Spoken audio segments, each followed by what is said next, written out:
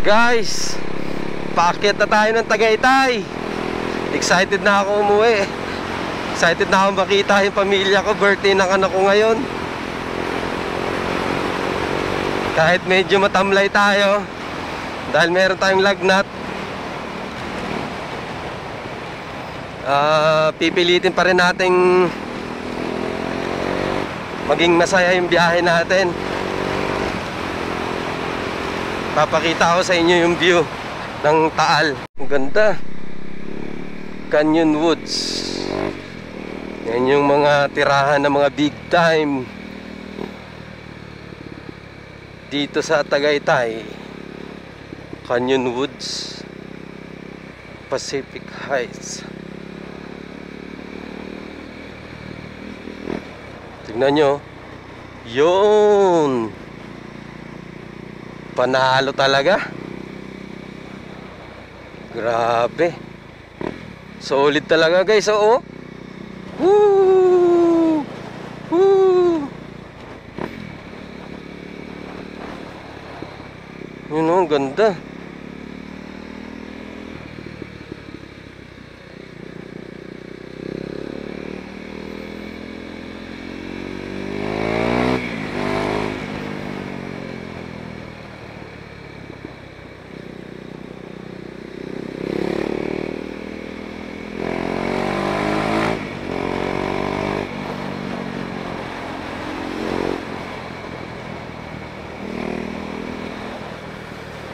Grabe yung view dito.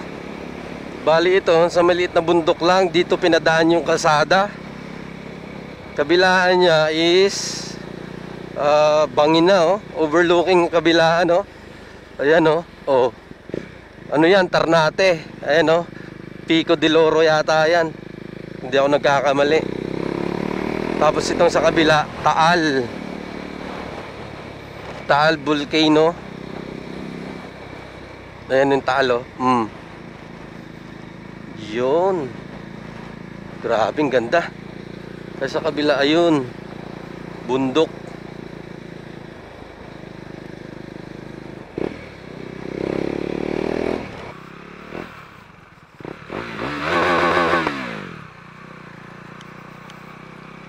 Guys, uuwi tayo ng Manila ngayon. Magbe-birthday kasi yung anak ko. Ayaw, kahit masama yung pakiramdam, pipilitin natin makauwi. Kailangan eh. 2 days na ako nilalagnat. So ayun guys, nakapasok na tayo ng Pasig City. Palabas na rin tayo. After nito, Capiz na. Capiz. Dumaraw na tayo. Actually may daan yun dito. Galing dito, papunta doon sa kabila. Tapos ang labas niyan is San Rafael. Yun yung malapit sa amin, yung inakyat natin nung nakaraan. Tapos doon tayo nag-review ng motor natin. May daan yan dito, kaya lang mas malayo-layo ng konti. Kaya lang medyo hayahay yung daan doon. Tapos maganda yung view. Kaya lang medyo malayo-layo siya ng konti. Kaya dito tayo dumaan sa Capiz.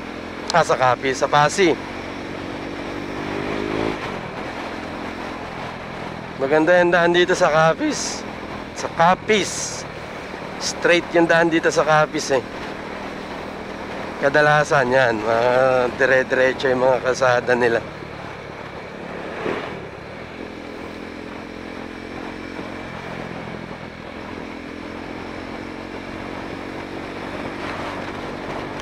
Kalsada sa Capiz. Ayun oh. Sobrang ganda, sinasalubong na tayo ng mga sasakyan.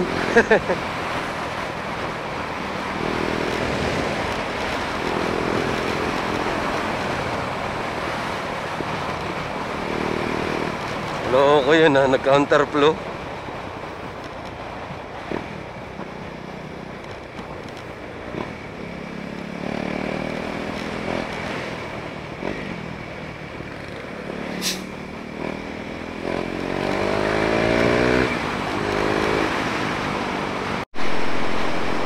Yun o, ganyan kaganda yung kalsada rito, espalto pa.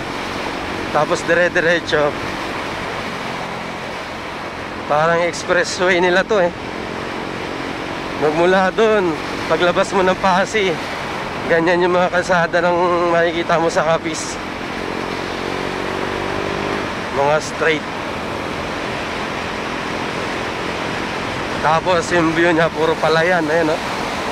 Ayun o, mano-manong ginagapas yung palay o. Hinahakot ng mga tao. Wala akong masyado nakikita mga harvester dito. Uso pa rin dito yung bayanihan. Oo, mas maganda yung ganyan para may hanap buhay yung mga tao. Kasi pag may harvester, nawawalan sila ng hanap buhay. Napipilitan yung iba mag-construction, pumunta ng Manila para magkatulong.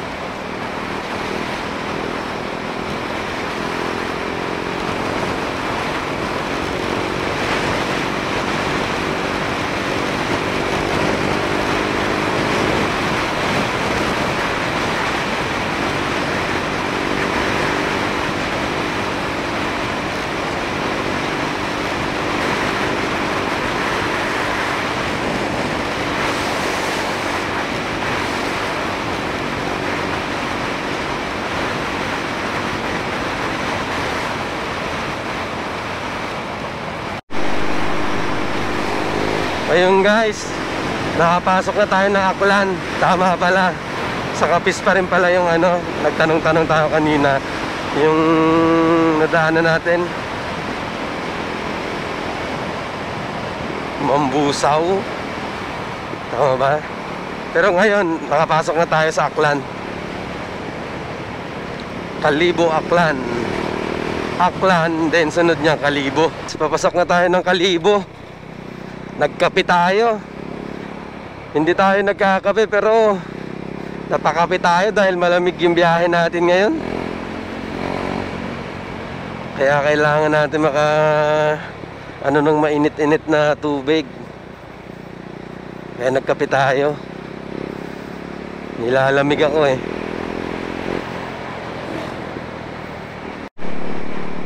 Ayun, welcome to Kalibo Ati-Atihan Festival. So bali guys, kakatapos ng Ati-Atihan Festival dito. Bali nauna lang to na sa Dinagyang festival sa Iloilo. Parang 1 week lang yata yung advance nila. Tapos sa Iloilo yung Dinagyang Festival dito, Ati-Atihan Festival. Halos the same lang din sila. Ayun, ito na naman yung tulay na mahaba. Ayan o, ang laking ilog o. Grabe, ang ganda talaga dito. Ang haba ng tulay na to. Ito yung bypass road ng ano Kalibo.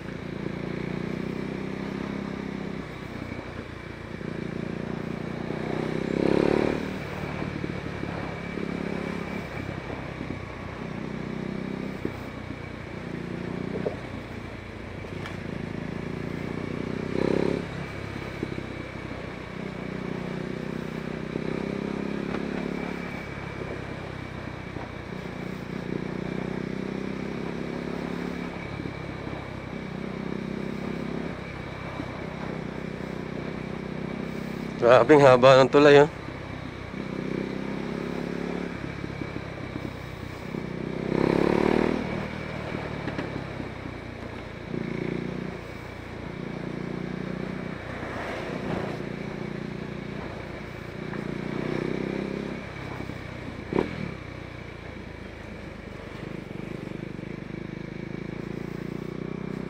Yun, natapos din. Ayan guys, papasok tayo ng Katiklan. Mabuti may nakasabay tayo ng mga big bike. Kaninang alas 5 ko pa ito namataan ng mga to sa sa may Pasig City. Inantay ko talaga sila kasi naunahan ko sila kanina sa sa may gas station paglagpas ng Pasig City.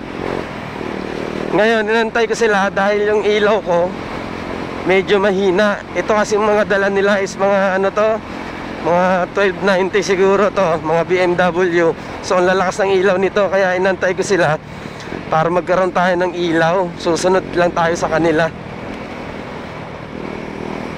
Kaya inaantay ko talaga sila eh. Kasi yung helmet ko guys, nakatinted yung kanyang visor, kaya madilim. So pag binuksan mo naman, ang lamig, may mga gamo-gamo na tumatama sa mata natin. Mabuti na ano natin, naabutan nila tayo.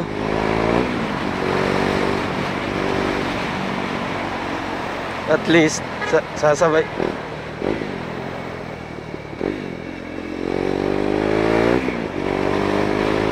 At least sasabay na lang tayo sa kanila. Inabot na tayo ng dilim. Pagdating sa Kalibo, inabot tayo ng dilim.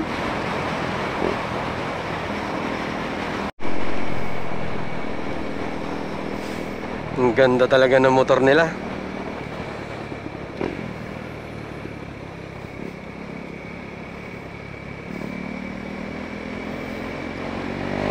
Buti nakasabay tayo. Nagkaroon tuloy tayo ng ilaw. Bumilis-bilis tuloy yung takbo natin. Kasi kung hindi natin sila nakasabay, manganga pa tayo sa dilim eh. Kasi yung helmet ko nga nakatinted. Hindi siya maganda sa gabi, sa dilim.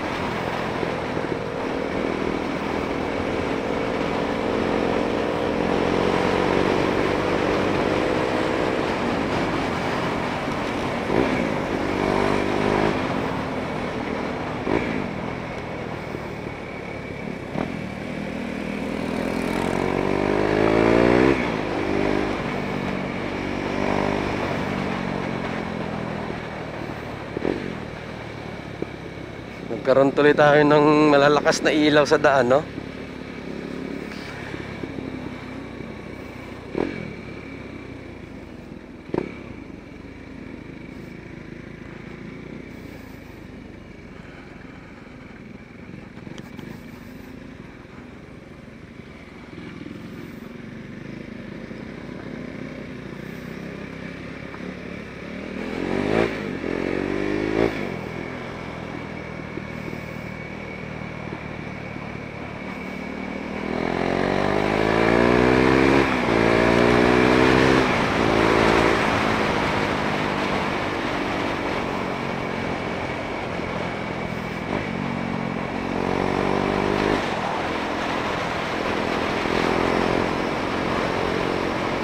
Kailangan pag paliko-liko ka, alerto ka.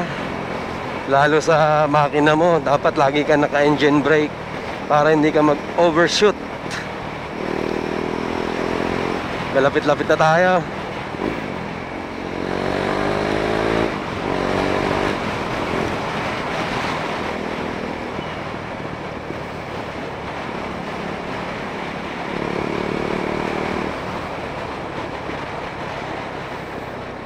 Kung araw siguro, bibilis ng mga to.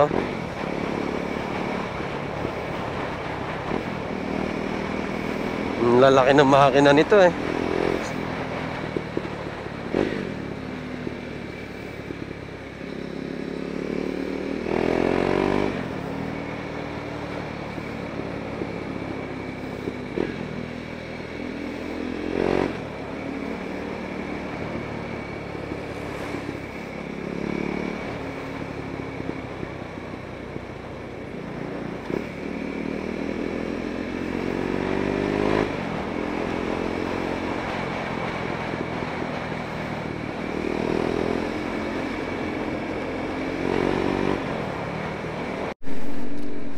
Guys, sa port na tayo ng Katiklan.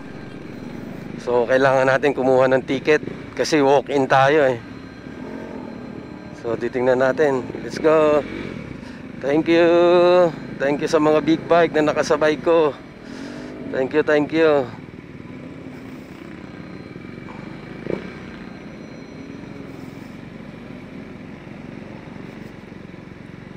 Ayun, yata. So update ko kayo mamaya. Ayun guys, ayun yung tugo. Loading na tayo. Andun na yung motor natin, iwanan. Akit naman tayo ngayon ng barko. Pagod. Diretso na. Sa akin yan. Ha?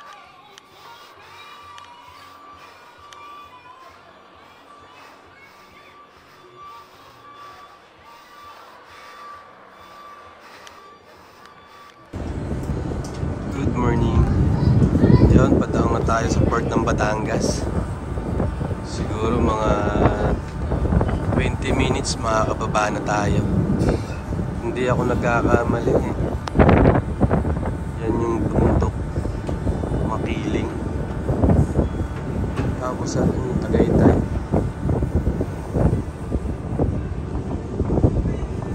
Ganda.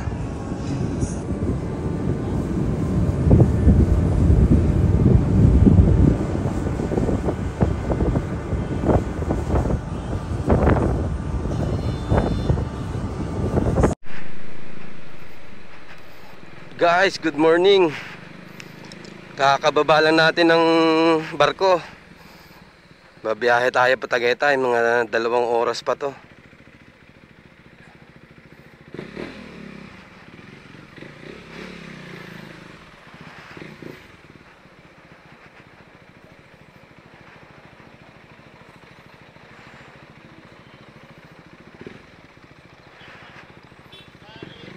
Pwede na?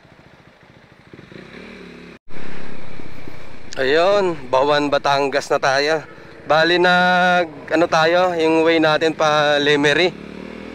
Hindi na tayo nag-expressway kasi parang ang layo sa expressway. Mabilis lang siya talaga, yung takbo mo. Tapos walang traffic, kaya lang ang layo. Tsaka hassle doon kasi may babayaran ka. Dito, dire-diretso ka na. May traffic nga lang na konti pag dumadaan ka sa mga bayan tulad nito.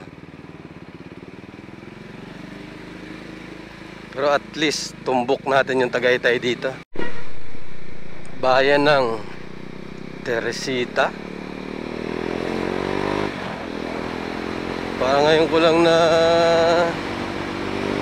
natuklasan yun. Diretso lang tayo. Ayun o, natatanong ko na yung Tagaytay.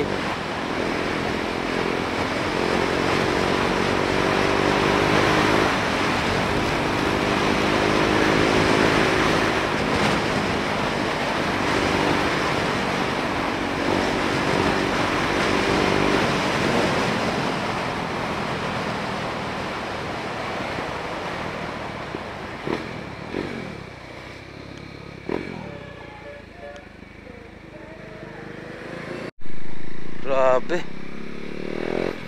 Dito maraming maraming goto. Goto, Batangas.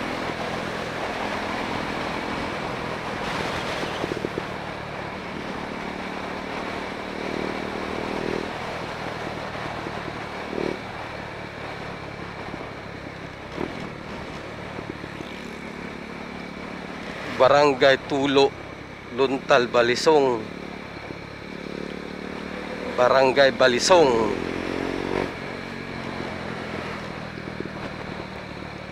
Diyan maraming balisong. Yung mga 29.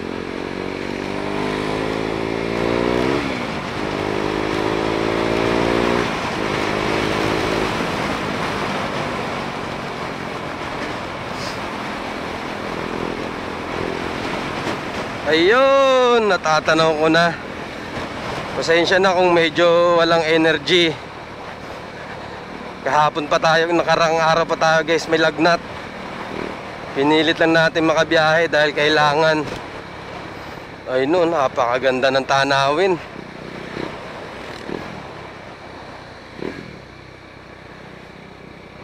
Ayun, Kalatagan, Nasugbu, Agoncillo.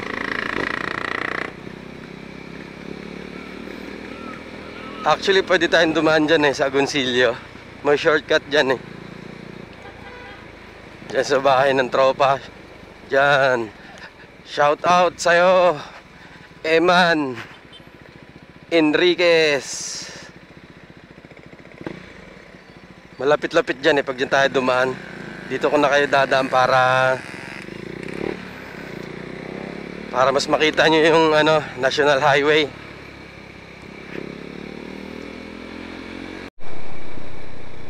Ayun, malamig na. Nasa tuktok na tayo ng bundok. Guys, ito yung tinatawag na Fantasy World dito sa Lemery. Bali yan dapat yung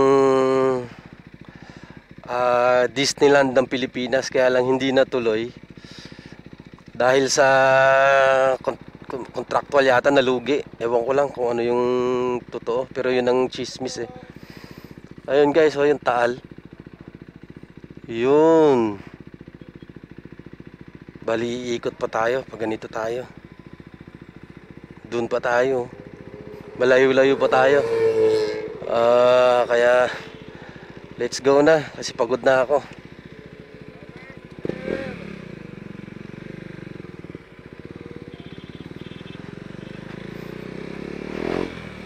Sa susunod, pupuntahan natin ulit to. Papasukin natin yan.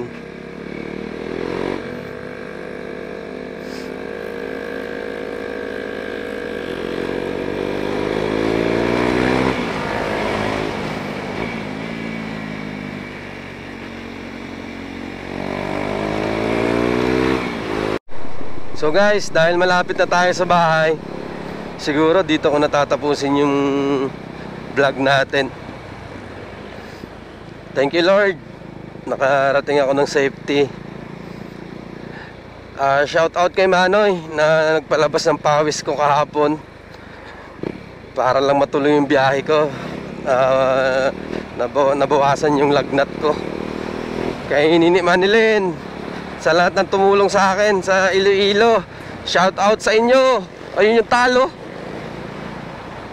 Guys, paki-like, share and follow naman ako sa page ko. Salamat. God bless sa lahat, lalo sa lahat ng rider at sa nangangailangan ng gabay ng Diyos. Salamat.